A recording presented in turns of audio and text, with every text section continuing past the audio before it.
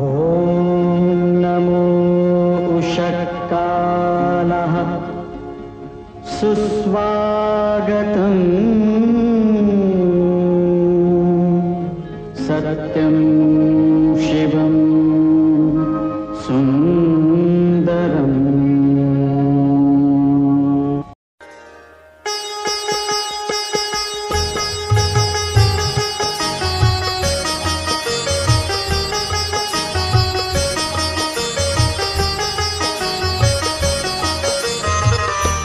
पुढच्या काळामध्ये 30% राहिलेला समाज देखील सुधारणा करीत असून या पुस्तकाच्या माध्यमातून आणि येणाऱ्या पिढीला कशा पद्धतीने त्यांनी राहावं, पैसा कसा टिकवावा या पद्धतीनं या पुस्तकामध्ये सगळं काही वर्णन केलेलं आहे। जहाजाबरोबर स्वतःला बुडवून घेणारे कर्णधार ज्या देशामध्ये मित्रांनो जन्म घेत असतात त्याच देशामध्ये बुडता देश वाचविणारा किंवा बुडता कुटुंब वाचविणारा नायक जन्माला येत असतो आणि असा नायक या गावामध्ये प्रकाश भाऊच्या रूपाने जन्माला आला। कुटुंबाचं अश्रू पुसण्याचं एखाद्याच्याच नशिबी भाग्य असतं, ते भाग्य प्रकाश भाऊने आपल्या वाट्याला आणून दिलं आणि म्हणून मोडकळी झालेला संसार सुद्धा पुन्हा गावकीत आणि भावकीत सुद्धा यशस्वी करून दाखवला। पण ज्यावेळेला पुस्तक साहेब खरं सांगतो सरस्वतीच्या देवीला स्मरून सांगतो,